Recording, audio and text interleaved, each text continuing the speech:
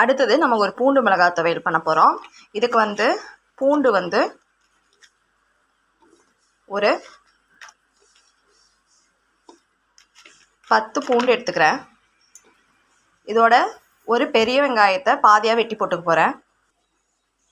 10 பல்லு பூண்டு, 10 சின்ன வெங்காயம், ஒரு பெரிய வெங்காயத்தை பாதியாக வெட்டி நறுக்கி போட போகிறேன்.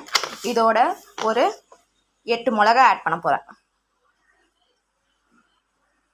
இங்கே பாருங்கள், 10 பூண்டு, 10 சின்ன வெங்காயம், ஒரு அரைவாசி பெரிய வெங்காயத்தை நறுக்கி போட்டிருக்கேன். 8 மிளகாய், உப்பு, புளி இவ்வளோ போடுறேன். இதோட வந்து கொஞ்சோண்டு பெருங்காயத்தூள் ஆட் பண்ணிக்கிறேன். அவ்வளோதான்.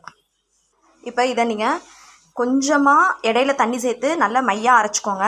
இதை நம்ம கடுகு சட்னி, இதில் வந்து நம்ம